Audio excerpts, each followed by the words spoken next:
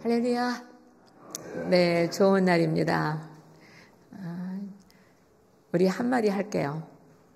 양쪽 여러분 보면서 주 안에서 사랑합니다.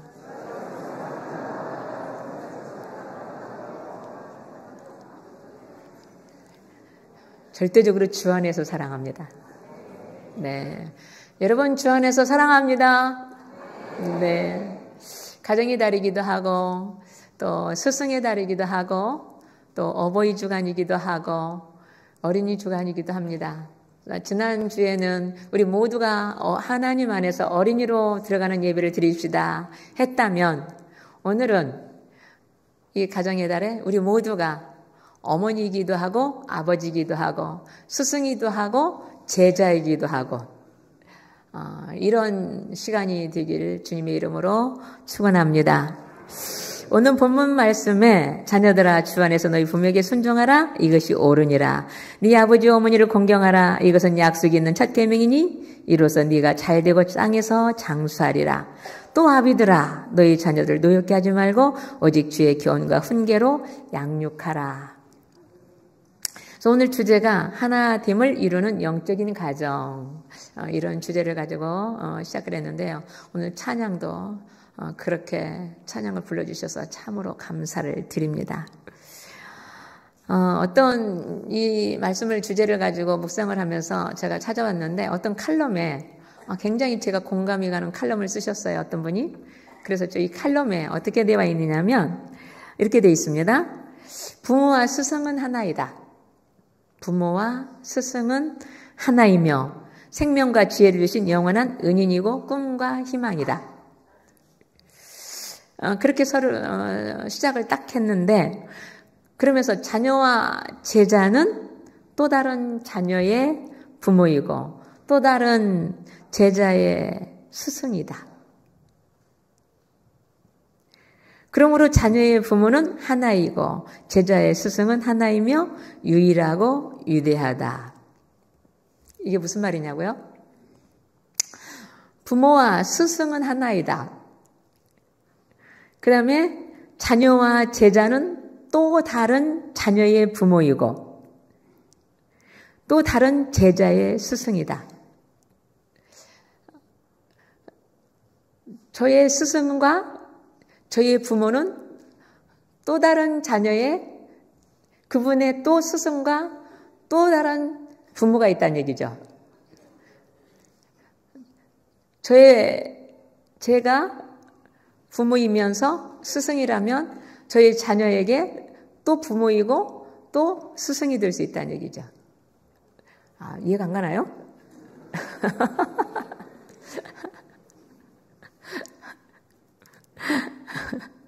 자, 보세요. 자녀와 제자는 하나다. 근데 자녀와 제자는 하나인데 자녀와 제자는 또 다른 자녀의 부모이다. 지금 저는 자녀인데 또 다른 자녀의 제가 부모잖아요. 그죠? 좀 그 얘기예요. 다른 아니에요. 제자는 또 다른 제자의 스승이다. 제자는 또 다른 제자의 스승이다. 그러니까 나의 스승님의 제자는 저잖아요. 저의 제자도 또 있잖아요. 그러니까 스승의 제자는 또 스승이 될 수도 있고 또 제자의 스승은 또 스승이 될 수 있고 그러니까 스승과 제자가 하나이고 부모와 자녀가 하나이다. 이 칼럼이에요. 다른 거 없어요. 이 칼럼이에요. 그러니까 우리 모두는 자녀와 부모는 하나이다. 자녀와 부모는 하나이고 그 자녀도 또 부모이잖아요. 그러니까 우리 지휘자 선생님의 아버지인데 부모인데 지휘자 선생님의 자녀의 우리 지휘자 선생님은 부모잖아요. 그죠? 지휘자 선생님의 부모가 있는데 지휘자 선생님의 자녀는 또 지휘자 선생님의 부모단 말이에요. 그러니까 부모와 자녀가 하나가 되는 거예요. 지금 이 얘기요. 스승과 제자도 똑같다 이 말이에요. 이해가 되죠? 이 칼럼이? 예, 지금 그 얘기입니다. 그래서 자녀와 부모인은 하나이고 제자와 스승은 하나이며 유일하고 위대하다. 그러니까 딱딱 어린이 주간, 어버이 주간, 스승의 주간 이렇게 딱딱 있을 때는 이것을 분별히 해서 제가 설교를 해도 편한데 지금 전부 혼합된 날짜라고 섞여져 있어요. 그러니까 이 날은 스승의 날이기도 하고 부모의 날이기도 하고 부모의 날이기도 하고 스승의 날이기도 하다. 그래서 이 칼럼이 얼마나 오늘 잘 맞는지. 그래서 제가 오늘 이 칼럼을 보면서 그렇네. 그렇게 준비하면서 즉 제자와 스승은 하나고 자녀와 부모가 하나며 제자 및 자녀와 스승 및 부모도 하나이다. 그래서 우리 모든 공동체는 하나이다. 하나로서 하나됨을 이루는 영적인 가정이 무엇인가? 오늘 이런 주제입니다. 그런데 전 세계에서 가장 교육열이 세다고 자랑하는 나라가 대한민국이랍니다. 그래서 이 대한민국의 스승의 그림자는 제자가 절대 밟을 수 없는 그 예화가 있어요. 스승의 그림자도 밟아서는 안 되는 거예요, 제자가. 그만큼 교육열이 센 대한민국이었어요. 그런데 언젠가부터 존경할 스승이 없다는 제자들의 말이 있어요.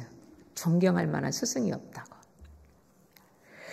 그리고 사랑할 만한 제자가 없다는 스승들의 말씀이 나와요. 사랑할 만한 제자가 없대요. 믿고 맡길 학교가 없다고 학부모들의 얘기가 나와요. 믿고 맡길 학교가 없다는 학부모들의 말이 있어요. 그리고 교육부가 없어야 교육이 산다는 국민들의 말이 있어요. 교육부가 없어야 국민이 산대. 이게 지금 대한민국의 바로 현 주소에 우리가 살고 있다는 얘기입니다. 그러므로 학생은 있어도 제자는 없고, 교사는 있어도 스승은 없고, 건물은 있는데 학교다운 학교는 없고,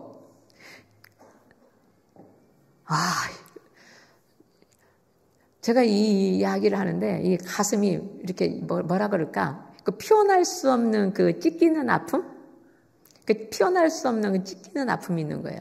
그 스승의 입장에서 바라봐도 그렇고, 제자의 입장에서 바라봐도 그렇고, 국민의 입장에서 바라봐도 그렇고, 학부모 입장에서 바라봐도 그렇고, 이러니 곳곳에서 이 상황 속에서 가슴앓이를 앓고 있는 대한민국의 많은 백성들이 우울증으로 가는 게 많네.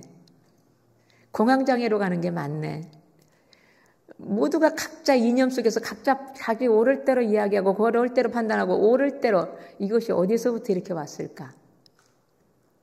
우리는 그래도 하나님의 안에서 매 주마다 하나님의 국률 안에서 하나님의 은혜를 사랑하고 은혜를 맛보고 하나님의 경험 속에서 체험하고 그리스도의 사랑으로 공동체를 들어가고 하나님의 형상으로 다시 회복하고 이러면서 이것이 녹아져가면서 풀어가면서 우리는 가고 있는데 이걸 못 보는 그 세상 사람들은 얼마나 지금 힘들까?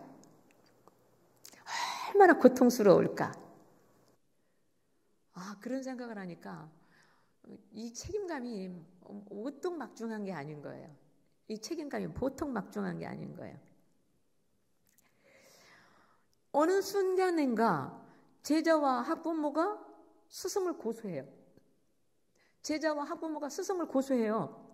그래가지고 어느 학교에서 이런 뉴스도 나오잖아요. 스승을 폭행하고 스승을 고소하다 못해서 협박하고 이런 뉴스가 나오잖아요. 그 중고등학교에서 그런 일이 벌어졌었잖아요.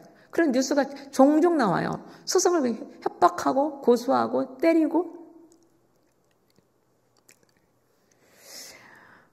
그러니까 그 스승은 지금 분명히 보면 훈계를 해야 되고 지금 채찍도 해야 되고 고쳐줘야 되는데 스승은 그 올매에 걸리지 않으려고 방관할 수밖에 없는 거고 무관심할 수밖에 없는 거고 그냥 못 본 채 이면할 수밖에 없는 그런 상황. 제가 그 얘기를 실질적으로 들었는데 현실인 거예요. 이 현실인 거예요. 제가 이전에 우리 선생님들을 굉장히 부러워했었는데 선생님들 같은 좋은 스승이 얼마나 좋은가요? 그런데 제가 요즘에 그 선생님들 보면 안쓰럽고 안타깝고 마음이 아프고 쓰리고 저리고 그래요. 저희 교회도 스승님들이 많고 선생님들도 많고 현장에 있는 분들도 많고 그러거든요. 근데 저려요. 제가 생각해 보면.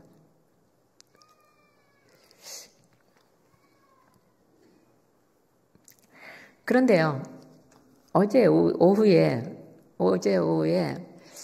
저보고 12시에 예배를 드려달라고 우리 산마 대안학교 학생들이 예배를 드려달라고 그래서 이제 저는 선생님들하고 잠깐 스승의 날이니까 우리 아이들이 잠깐 이렇게 해서 예배를 잠깐 드리나 보다.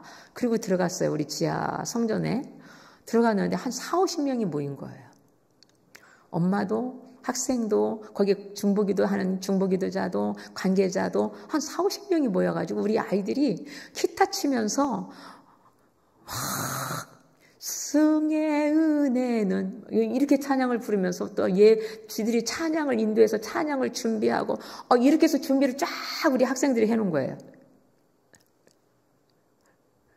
그리고 이 아이들이 선생님을 생각하는 그 마음, 또 선생님들이 아이들을 생각하는 그 눈망울들이 얼마나 예쁘고 아름다운지 제가 말씀을 전하는데 마음이 뭉클하는 거예요. 뭉클해요. 제가 지난주에 설교 속에 뭐라고 그랬어요? 갈수록 세상의 법전은 높아져 가는데 갈수록 언제 어느 날 무슨 일이 벌어질지 모르는 시한폭탄 같은 상황 속에서 산다고 지난주에 제가 그 얘기를 잠깐 했었어요. 법전은 그냥 높아져 가고 있어요. 법은 그렇게 커져 가고 있어요. 이 법에다가 재고 저 법에다 재고 법은 높아져 가는데 왜 또 법전은 그렇게 커져 가는데 갈수록 이런 상황이 벌어지느냐고요. 근데 우리 산마학교에 그 작은 아이들이 섞어보면서 어제 그렇게 하는데 엄마들도 그 아이들도 막 연합해가지고 엄마들은 음식을 준비해놓고 또 다른 분들은 막 꽃다발 갖다가 준비해놓고 제가 50년대 60년대 스승의 날 맞이한 그날과 똑같았어요.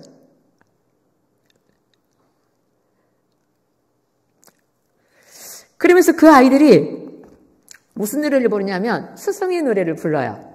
근데 눈물이 핑 돌더라고요. 우리 스승의 노래 좀 열어봐 주실래요? 다 잃어버린 우리 스승의 노래 한번 불러보자고요. 영상 띄워주세요. 영상 티? 얼굴 좀 보여봐요. 예.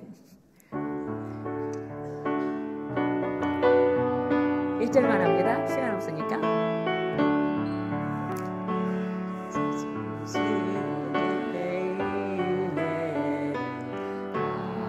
마이크 잡아주세요.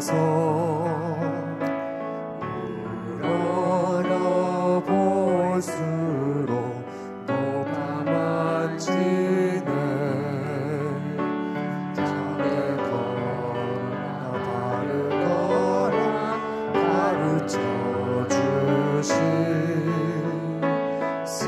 스승의 마음이 어머니시라.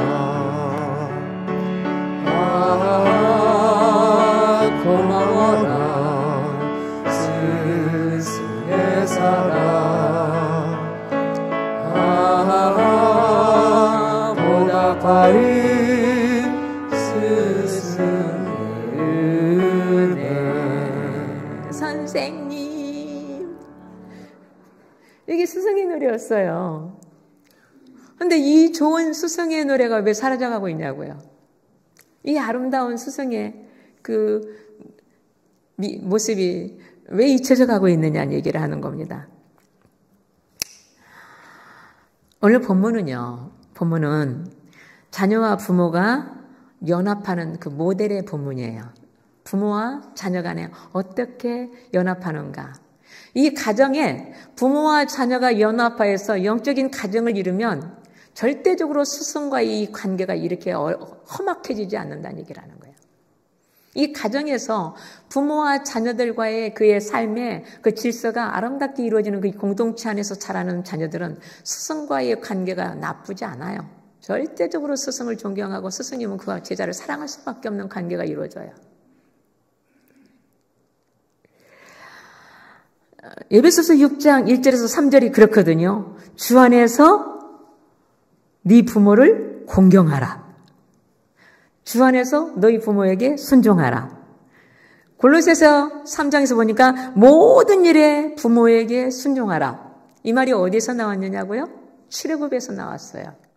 출애굽기 20장에서 나온 얘기예요. 20장 12절에 네 부모를 공경하라. 그리하면 네 하나님 여호와가 네게 준 땅에서 네 생명이 길리라. 네 부모를 공경하면 네 삶이, 네 생명이 이 땅에서 영원토록 길리라. 이 이야기거든요. 이게 어떤 말씀이에요? 우리 10계명 안에 약속의 말씀 첫 계명인 거예요. 10계명 안에 제1계명과 4계명은 하나님을 어떻게 경배할 것인가, 하나님을 어떻게 높일 것인가, 하나님을 어떻게 경외할 것인가, 하나님을 어떻게 내가 섬길 것이고, 어떻게 하나님 앞에 예배를 드릴 것이고, 이게 1계명에서 4계명까지 경배의 대상이라면 제5계명부터는 이 땅에서 살아가는 첫 계명, 하나님과 나와의 약속의 관계, 하나님과 하나님의 형상을 닮은 하나님의 사람들이 지켜야 할 관계가 첫 번째가 네 부모를 공경하라는 거예요. 이게 예배소서 6장 1절에서 지금 3절까지 있는 말씀이 출애굽의 20장에서 말씀하셨던 10계명 약속의 말씀 첫 계명이라는 말씀인 거예요. 부모를 공경하고 부모 안에서 한 가정이 이루어지는 것은 그 다음 이 땅에 살아가는 그의 모든 삶의 질서가 정해진다는 얘기라는 거예요.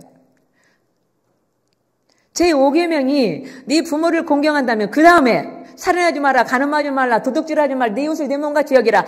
5계명부터 10계명의 모든 질서가 이 첫 계명, 부모와 자녀 간의 아름다운 공동체가 이루어진다면 나머지 모든 10계명까지는 질서의 개념으로 사유가 반듯해 간다는 얘기를 하는 거거든요. 지금 앞에서 말한 것은 뭐예요? 이 모든 것이 무너졌다는 얘기거든요. 이 모든 것이 무너졌다는 거예요. 첫 계명, 부모와의 자녀의 문제도 무너졌다는 얘기거든요.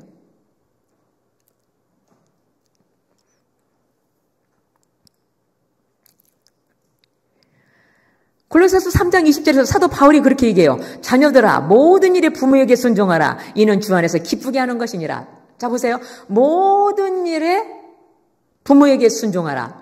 이것은 이래서 안 되고 저것은 저래서 안 되고 선택해가지고 부모에게 불순종하는 게 아니라 그냥 모든 것에 순종하라.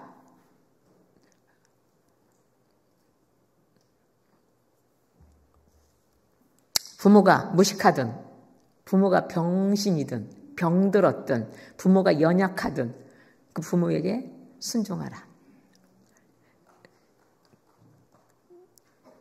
그것이 그 자녀의 기쁨이다. 지금 그 얘기거든요.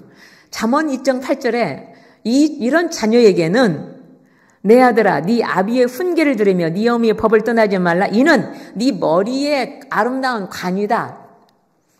부모를 섬기고 부모를 공경하고 부모에게 순종하는 하는 자녀는 그 자녀의 머리에 관이 씌어진다. 세상에 나가서 누구한테나 높임 받는다 이 말이에요. 세상에 어디서나 높임 받는 자녀라는 얘기예요. 그리고 그 자녀의 목에는 금사슬이 있다. 삶과 생활계 부유함과 평안함이 떠나질 않는다는 얘기예요.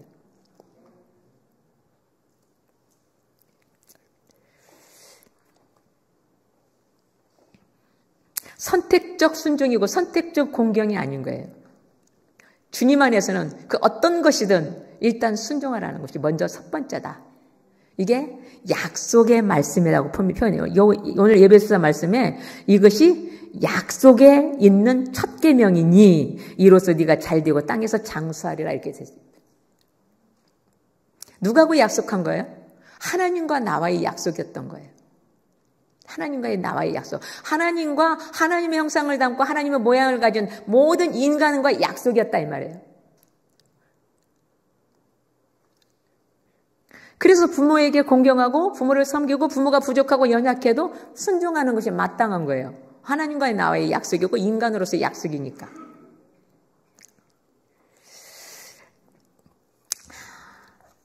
부모의 공경은 그래서 인간 삶의 그 윤리의 기초이자 우리 공동체를 단단히 결속시켜주는 하나의 밑거리입니다. 밑거리입니다. 그러므로 신의 산에서 저 모세로 인하여 우리에게 전해졌던 저 이스라엘 민족, 오늘날이 우리 여기까지 오기까지 오늘 또 제5계명을 가지고 오늘 이 시간 말씀을 나누는데요. 이 순종과 공경하면은 속에서 화가 지금도 나는 사람이 있을 수도 있어요.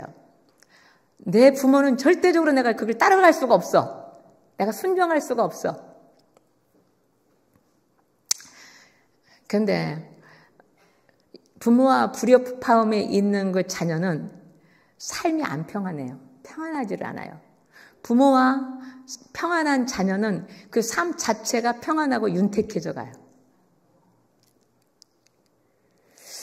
부모에게 순종하고 부모에게 공경하는 그 사람을 사람답게 산다, 사람답다 이렇게 표현을 하는 거예요. 그래서 사람답다. 그 반대는 뭐예요? 금수보다 못하다. 그러니까 부모를 갖다가 무시하고 부모를 갖다가 함부로 대하고 부모를 갖다가 이렇게 하는 것은 금수보다 못하다. 요즘에 그러다 보니까 부모님이 이제 요양병원에 오래 계시는 분들에게 씨름하고 힘든 가운데 가시고 나면 막 눈물로 그냥 세월을 보내는 분들이 많아요. 근데 여러분의 중심에 하나님의 그 거룩한 그 그리스도 안에서 하나님을 섬겨가는 그런 마음의 중심으로 여러분들이 나아가 주시길 주님의 이름으로 부탁합니다. 이것은 하나님을 경외하는 것은 에베소서 5장 21절 보니까 어디서부터 비롯되어 있냐면 그리스도를 경외함으로 피차 복종하라 이렇게 되어 있어요. 그리스도를 경외함으로 피차 자녀도 부모도 서로 피차 공경하라, 존중하라, 순종하라 이렇게 되어 있거든요. 그러니까 거기서부터 비롯된 거예요. 하나님을 경외함으로 인하여 그 하나님의 자녀인 부모, 하나님의 제자인 스승, 하나님의 그 자녀인 자녀. 그러니까 스승이면서 제자이고 부모이면서 자녀이고 자녀이면서 부모이고 제자이면서 스승인 저와 여러분이 다 여기에 속해 있다 이 말이에요.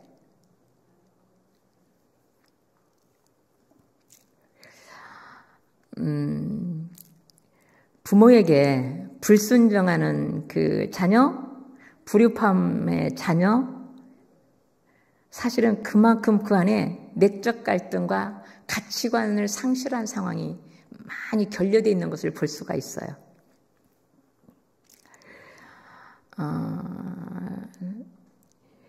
부모를 공경하면 오늘 에베소서 6장에서 하나님과 어떻게 연합하고 하나가 되느냐, 부모를 경경하면 결과가 이런 결과를 낳는다고 그랬어요. 출애굽기 모세를 통해서 우리에게 준 것은 네 하나님 여호와가 내게 준 땅에서 네 생명이 길리라 이렇게 약속했었거든요. 이건 명령어예요. 그러니까 부모와 함께하는 그의 모든 공동체 안에서 그 자녀는 그 생명이 하나님이 주신 그 생명 가운데서 길리라 이 말이에요. 그러니까 아프고 고통고 신음 속에서 빨리 가는 것이 아니라 하나님의 주신 그 면류관 가운데 평안 가운데 그의 가지고 있는 수명 가운데 다 사는 것을 생명이 긴다고 하는 거예요. 수명을 자기 관리도 못하면서 끝까지 살아가는 것을 장수라고 얘기하지 않아요. 하나님의 형상과 하나님의 모양으로 이 땅 가운데 하나님의 인격자로 살아갈 수 있는 그 삶의 마침을 장수라고 하는 거예요.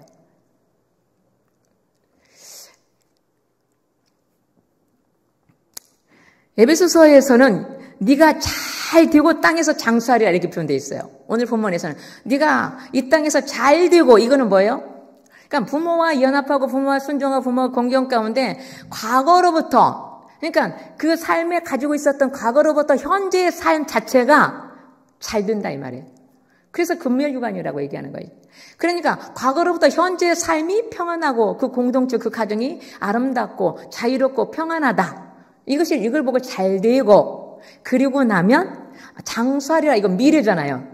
앞으로 내가 몇 가지 살려니 몰라도 그것이 장수하리라는 것은 내일 갈지 모레 갈지 1년 후에 갈지 이후에 10년 후에 갈지 모르지만 이 장수의 시간 하나님의 나에게 주신 장수의 삶이 평안하다는 얘기예요. 잘 됐다 이 말이에요. 이게 오늘의 본문 말씀인 거예요.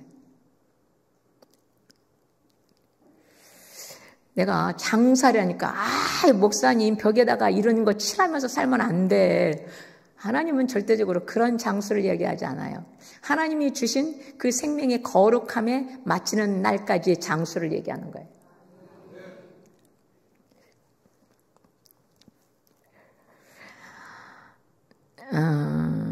그리하면 왜냐하면 주 안에서 순종하고 주 안에서 공경해야 되는 이유는 자녀와 부모가 하나님의 주권 안에서 이 땅에 오셨다 이 말이에요.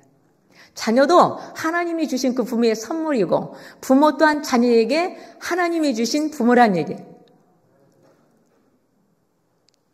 나의 부모도 하나님이 주신 나의 부모이고 나 또한 하나님이 주신 자녀다 이 말이에요. 그러니까 그 부모에게 자녀는 선물이라고 그랬죠. 선물이라고 그랬어요. 그러니까 하나님이 주신 생명체라 이 말이에요. 그러니까 자녀도 그 부모의 것이 아니고 부모도 완전 내 개인 것이 아닌데 하나님의 주권 안에서 하나님의 그 경외함으로 말미암아 피차 서로 복종하는 가운데 자녀는 마땅히 부모에게 공경하는 거다. 부모에게 순종하는 거다.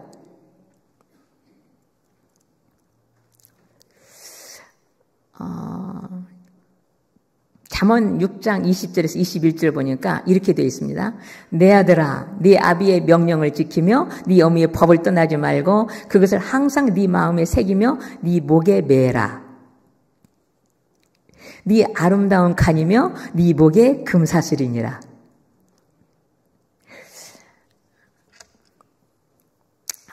인천에 우리 5월 1일 날이 엊그제죠. 인천에 우리 최성규 목사님이 효 사상을 확장시켜가면서 캠페인 벌이면서 인천 전 지역을 갖다가 효 사상으로 캠페인을 벌려서 인천 지역에서 우리 목사님에게 이렇게 시상도 하시고 이러셨던 거였는데 5월 1일 날 소천하셨거든요. 오늘 이 본문 말씀, 이 제5계명을 가지고 효 사상의 이 땅의 으뜸이라고 전했던 게 맞는 거예요. 이 세상에 살아가면서 부모와의 자녀 관계 속에서 이 질서가 무너져 버리면 이 세상의 모든 관계가 한꺼번에 무너져 가는 거거든요. 근데 제가 우리 추성규 목사님의 이 효사상을 다시 한번 거기서 묵상하면서 장례식에 갔다 오면서 효사상 우리 교회도 새롭게 채워져 가야 되겠다 하는 생각을 제가 하고 왔거든요. 그래서 오늘 이 설교를 하는 겁니다. 어떤 상황이 됐든 부모를 높이 평가하는 거예요. 부모를 높이 평가하고 부모가 가난하든 부유하든 부모가 똑똑하든 부모가 연약하든 부모가 무식하든 부모가 아무것도 모르거든 나의 부모는 내가 높이 평가해야 되는 게 맞는 거예요. 그래서 저 자신을 제가 돌아봤어요. 저도 흙수저입니다. 근데 제가 저 부모를 생각할 때 한 번도 우리 부모를 낮게 평가해 본 생각이 없어요. 그래 본 적이 없어요. 저희 부모를 생각할 때는 늘 근면하고, 성실하시고, 늘 희생하셨고, 최선을 다하셨고, 제가 바라보는, 자녀로서 내가 바라보는 우리 부모님은 그런 모습밖에 보이질 않았어요. 그래서 제가 부지런하고 근면하고 성실하고 최선을 다하고 맡겨진 역할에 담당하고 아내는 아내의 역할을 해야 되고 남편은 역할을 해야 되고 자기 위치를 지켜내는 거 이게 민숙에서 있던 이야기가 저는 저희 부모님에게 늘 배웠던 거예요. 제가 생각하는 나의 부모님은 그렇게 생각이밖에 안 돼요. 한 번도 부모를 갖다가 원망하거나 이래 본 적이 없어요. 근데 똑같이 살았던 우리 가정이 제가 이남 이녀인데 언니가 하는 분이 있습니다. 우리 언니는 가끔 가다가 모이면 1년에 한 번 정도 제가 볼 기회가 있어서 봐요. 보면 지금은 그렇지 않아요. 이전에 늘 부모에 대해서 원망하고 부모의 어떤 뭐 싫었던 거 뭐 했던 거 계속 이 얘기가 나와서 그때 당시 제가 화를 한번 낸 적이 있어요. 다음부터는 이런 얘기를 하면 더 이상 나 안 만나. 제 동생들한테도 좋은 영향이 안 가는 거예요. 근데 남동생들 둘이 있는데 동생들한테도 좋은 영향이 안 가는 거예요. 제가 아무리 봐도 옷도 사주면 언니를 먼저 사줬고 아니 첫 딸이니까 얼마나 이쁘게 키웠겠냐고요. 아무리 없는 부모라도 첫 딸, 첫 자녀에게는 모든 걸 쏟아부어요. 모든 부모가. 내가 보니까 자기도 자기 아들한테 그러더라고요. 근데 우리 부모도 자기한테 그랬을 거라고요. 없는 살림에 저는 새 옷 사주고 나는 지 옷 물려받고 그랬는데 부모에게 왜 이렇게 원망하고 시비하고 맨날 그런 것만 이야기하느냐 이 말이에요. 제가 지금 저 이야기를 하는 이유는 뭐예요? 여러분 안에도 그게 있다는 얘기를 하는 거예요.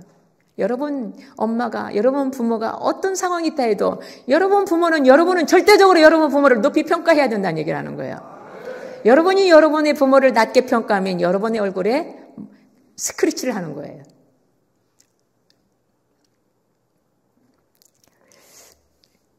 왜? 어떻든 간에 나에게 생명 주신 것은 우리 부모님이 살을 찢기는 아픔, 해산의 고통을 가지고 나를 이 땅에 나오게 했잖아요. 여러분을 이 땅에 나오게 했잖아요. 그 부모가 아니었으면 여러분이 여기 있습니까? 없어요.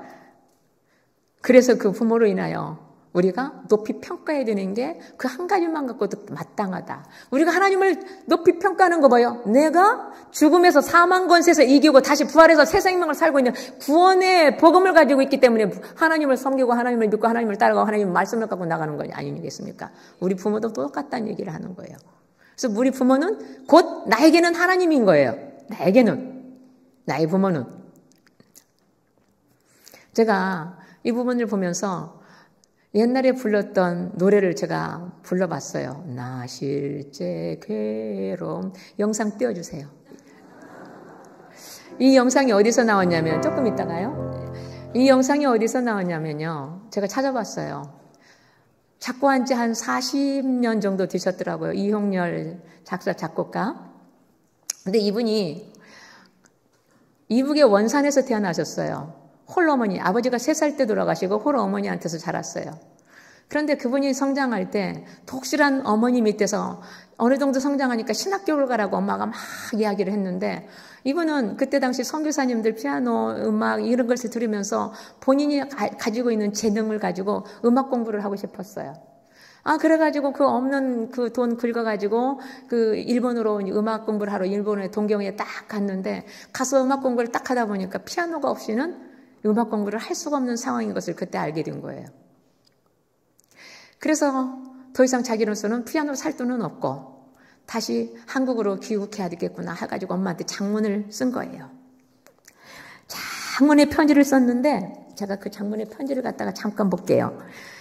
어머니께요, 피아노가 없으니 음악 공부를 더 이상 할 수 없어요. 음악에는 피아노가 필수라는 것을 뒤늦게 알았습니다. 소자는 음악 공부를 이만 접고 귀국하려고 합니다. 이러면서 장문의 편지를 갖다가 엄마한테 보냈어요.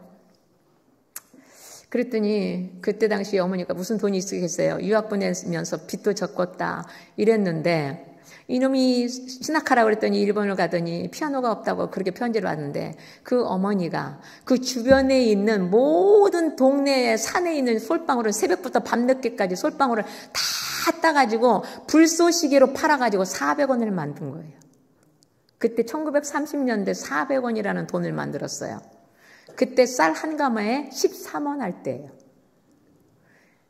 400원이면 지금으로 말하면 소가 한 10마리에서 15마리 가격. 지금 피아노 가격도 거의 그렇게 가요. 더 넘을 정도예요. 그래서 그 400원을 일본에다가 보내줬어요. 그 이홍렬 작가가, 작사, 작곡가가 음악가가 되어서 첫 작곡한 게 나실제 괴로움이더라고요. 어머니를 생각하면서 첫 음악가로 첫. 근데 이분이 쓴 게 한 400 몇 곡인데 제가 다 좋아하는 노래. 바위곡의 언덕에, 진달래.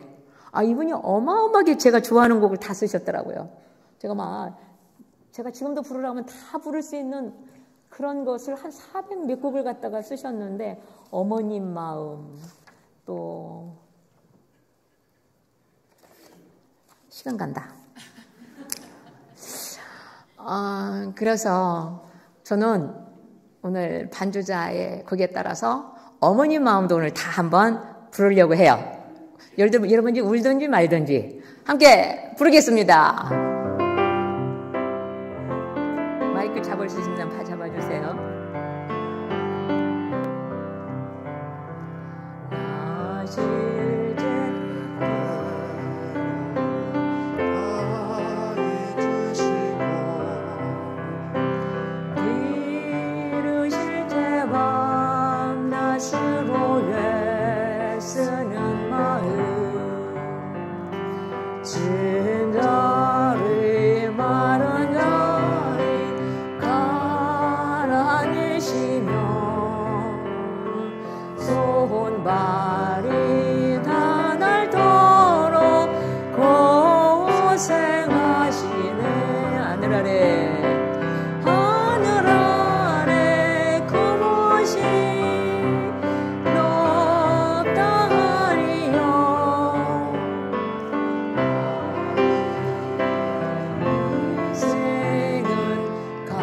2절 소합니다. 2절 가사예요. 가사 생각하면서 어려선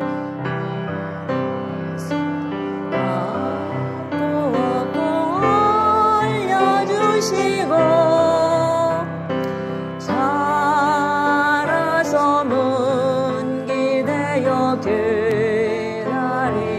마 하늘사 그릇들사 자식 생각에 고우시던 이마임에 숨이 가득 땅 위에 그 모습 높다 하리요 어머님의 정성은 그지없어라. 오늘도 휴지통을 다 갖다 놨어야 되는데 죄송합니다. 눈물을 조금 닦는 시간을 제가 드리겠습니다. 이 부모와 자녀의 관계가 이런 관계예요. 그 해산의 그 아픔과 고통 가운데 진자리 마른 자리 갈아 끼워 넣으시면서 여러분들을 키웠단 말이에요. 그러니까 지금 여러분들이 대학원 그 이상을 가지고 유학을 가서 그 무엇을 다 한다 해도 영어 한자 ABC 하나를 모르는 그 부모가 여러분을 이 땅에 오게 하셨단 말이에요. 그래서 여러분만은 여러분의 부모를 최고로 평가를 해야 된다, 한다.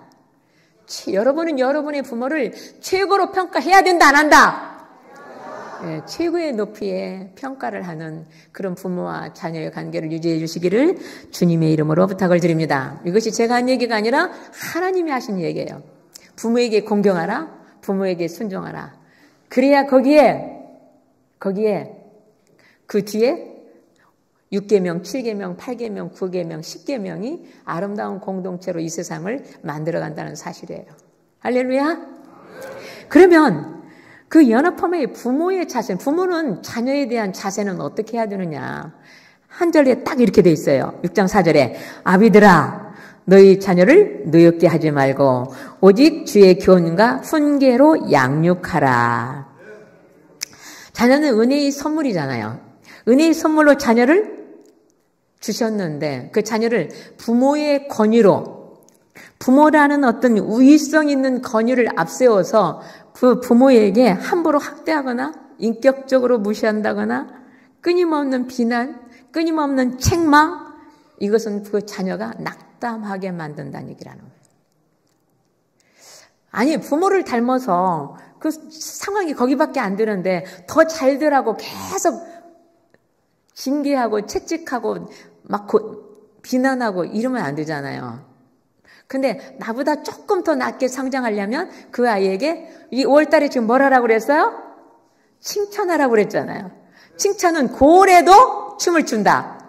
여러분의 자녀를 칭찬으로 키우면 여러분이 고래도 춤을 추는데 여러분들의 자녀가 고래만 하겠어요? 고래 이상 10배, 30배는 더 커나가지 않겠어요? 저와 여러분이 이 5월달에 칭찬의 릴레이를 삼았는데 칭찬에 그렇게 인색한지 모르겠어요. 근데 오늘은 보니까 어마어마하게 칭찬이 이거 좀 조금 전에 이거 다 칭찬으로 들어온 메시지예요.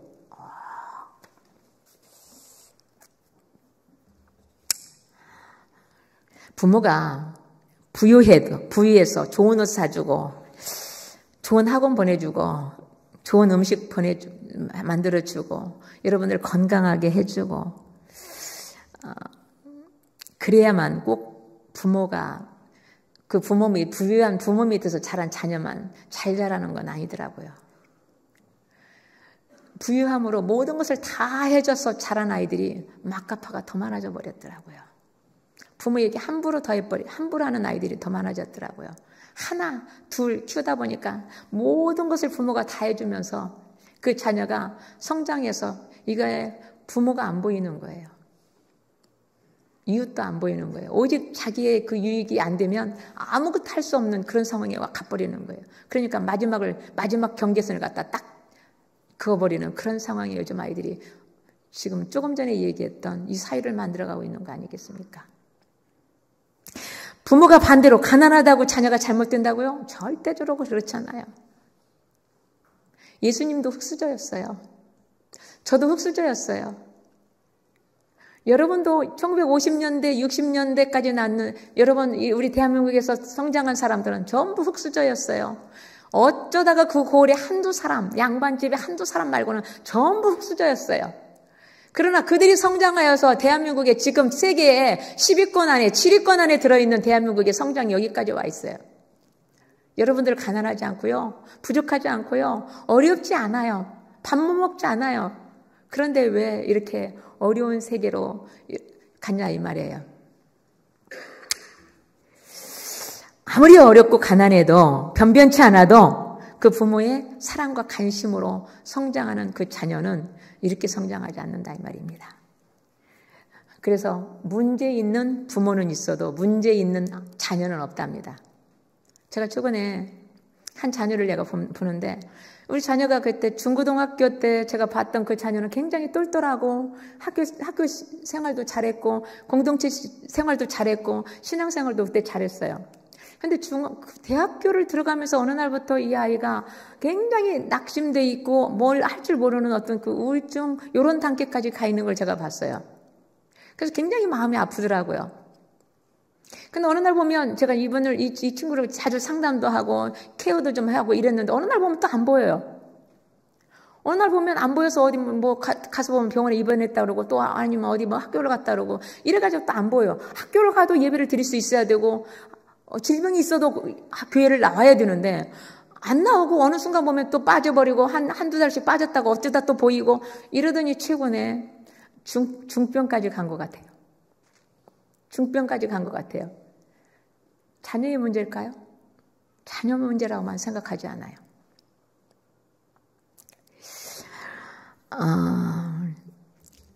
시편 127편에 이렇게 돼 있어요. 보라! 자식들은 여호와의 기업이요 태의 열매는 그의 상급이로다. 골로새서 3장 2절에 보니까 아비들아 너희 자녀를 노엽게 하지 말지니 낙심할까 함이라. 요즘에 친구 같은 엄마, 친구 같은 아빠 이런 경계선을 잘 지켜가면서 정말 친구 같은 엄마 아빠가 우리 아이들 잘 양육하는 부분이 있는가 하면 친구 같은 엄마 아빠의 그 선을 갖다 경계선을 아예 넘어버려서 아나무인 자녀로 키워버리는 막가포로 자녀로 키워버리는 이런 단계까지 가는 경우도 많더라. 그래서 이런 부분들을 여러분들이 잘 조율해야 되지 않을까 그런 생각을 제가 합니다.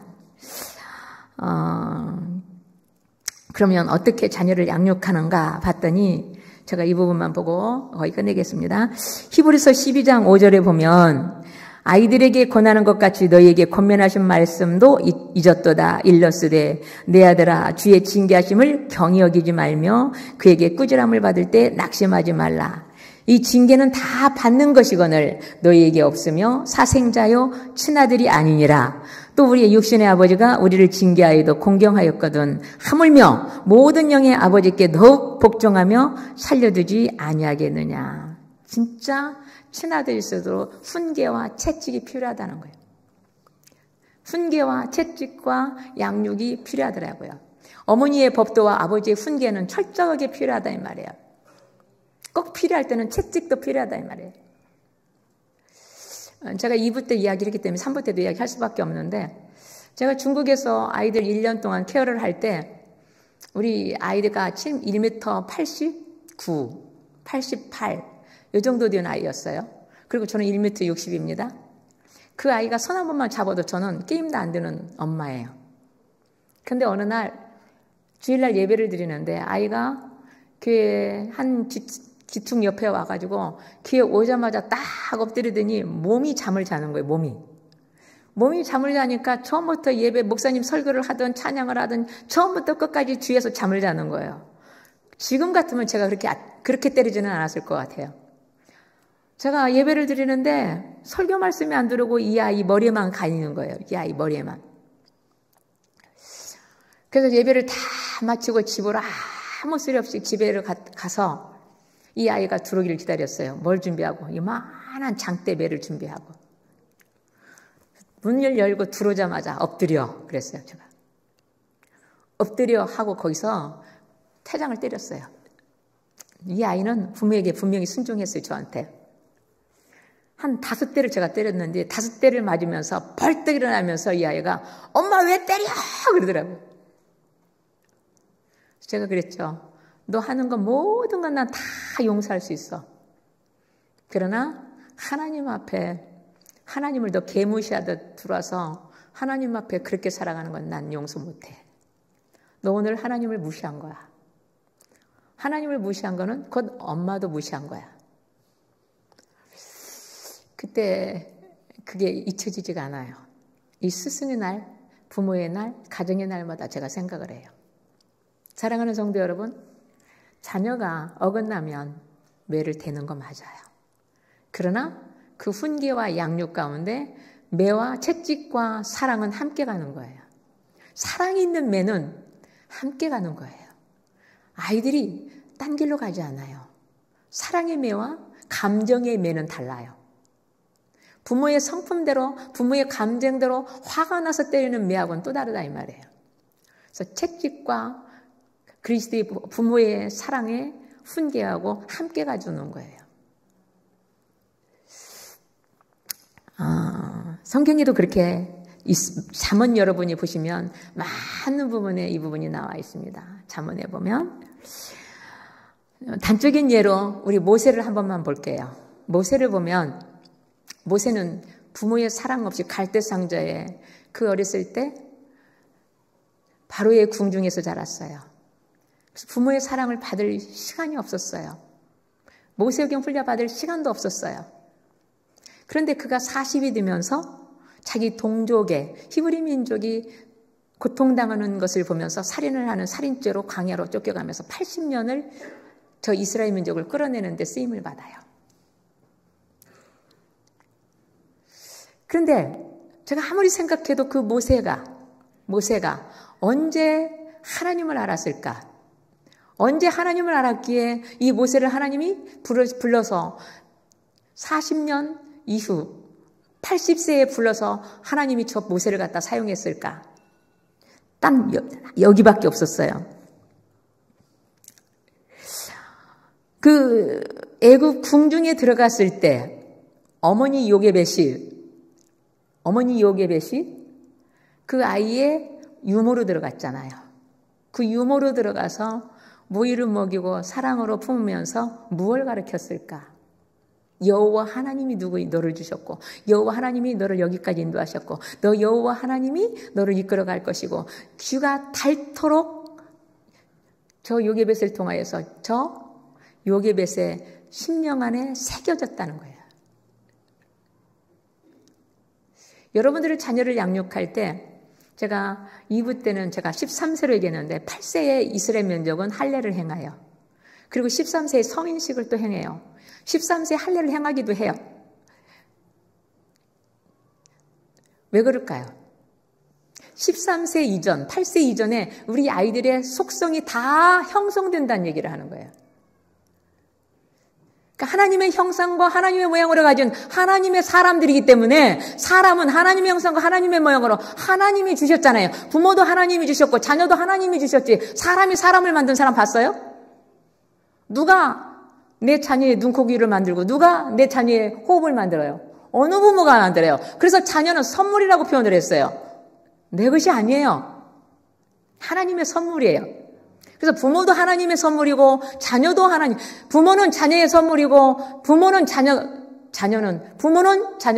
하나님이 주신 선물이고 왔다 갔다 여러분이 해석을 해요. 여러분이 해석을 하라고요.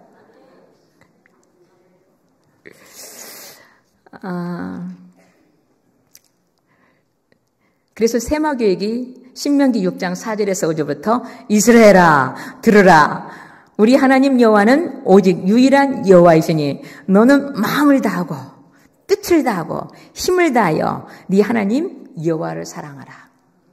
여호와의 말씀 안에 저 하나님을 경배하는 그 사상과 이 땅에 살아가는 부모의 사랑 가운데 이 땅에 어떻게 살아가야 될까 여호와의 그 모세오경의 훈련 안에 다 들어있다 없다? 다 들어있다는 얘기 아닙니까? 다 들어있다는 얘기 아닙니까? 우리 자녀들이 찬송가로 우리 아동부가 30곡, 20곡, 60곡, 50곡 이렇게 이루잖아요. 우리 중고등부가 20곡, 30곡, 40곡을 이루잖아요. 우리 어른도 보통 9곡, 10곡, 13곡, 20곡까지 이루잖아요. 안 보고 다 이루잖아요. 이건 뭐 때문에요? 하나님이 주신 이 두뇌를 갖다가 치매 걸리지 않도록, 총기가 있으라고, 기억력이 떠나지 않도록, 전두엽이 열려 있을 수 있도록. 제가 목요일 날 아침 새벽에 한동대를 갔다가 밤에 8시부터 11시 40분까지 집회를 하고, 거기서 학교에서 잠깐 자고 아침 새벽에 또 출발해서 그날 금요일 날 올려서 여기 금요 철야 인도를 했거든요. 한동대에 갔는데요. 저는 우리 산마교에만 하나님이 남겨놓은 줄 알았더니 우리 다음 세대를 이끌어갈 남겨진 자들이 거기 있더라고요. 자, 연세대를 세운 연세대가 지금 복음이 있습니까?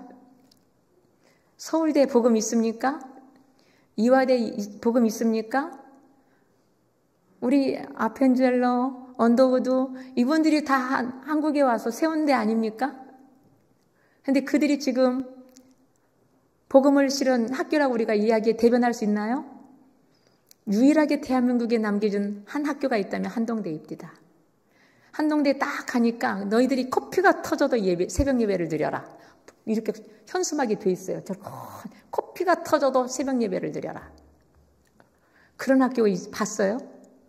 야, 엄마가 코피가 터지면 야, 오늘 코피 터졌으니까 오늘은 그냥 쉬어. 이거 아닌가요? 코피 저도 한 6년 동안 터져봤거든요. 안 죽어요. 9년 동안 코피 터져봤어요. 참고서마다 제 코피가 터졌는데 멀쩡해요. 안 죽어요. 그것만이 아니에요. 거기를 갔는데 제가 가니까 산마교회 목사님 오셨다고 보는 교수님마다 다 아는 거예요. 산마교회를 다 알고 있어요. 저 깜짝 놀랐어요. 심지어 옆에 그 한동대 안에 있는 약국을 하는 의사 선생님이 우리 교회 홍보대상부예요. 무조건 경기 들어오면 니네들 다른 교회 가지 말고 산마교회 가라. 제가 이야기를 들으면서 저를 왜 한동대에 보냈을까 제가 생각을 했어요. 하나님이 그곳에 하나님이 저녁에 집회를 하는데 우리 청년들이 학생들이요 밤이 새도록 기도를 하는 거예요. 쥐가 떠날아가도록 기도하는 거예요. 제가 설교를 하고 기도를 딱 들어가서 한참 기도를 하고 있어서 눈을 살짝 떠보니까 제 앞에 학생들이 다 무릎 꿇고 앞에 안 나와 있는 거예요. 그래가지고 막 목청껏 찬양하고 목청껏 소리 높여서 기도하는 거. 제가 그리고 나서 올라와서 한국이 아니라 우리 파주에 도착도 안 했는데 카톡을 딱 열어봤더니 목사님 어저께 방언받은 날이 있고요. 방을 잃어버렸던 아이가 다시 회복을 했고요. 어떤 분은 제가 하나님의 성령 세례로 새롭게 은혜로 도전을 받았고요. 막 이런 메시지가 와 있는 거예요. 장문이 와 있는 거예요. 우리 가슴이 우리의 영혼이 하나님의 밭이 되어 있을 때는 어떤 상황이 잘했든 못했든 그곳에 하나님의 폭포수같이 임한다냐. 하나님은 지금 그들을 찾고 있다는 얘기를 하는 거예요. 저 열왕기상의 19장에 보면 7,000명의 남겨진 자로 인해서 저 엘리야 시대 때 나라가 위급했을 때 7,000명의 남겨진 자로 인해서 오늘까지 온 거예요.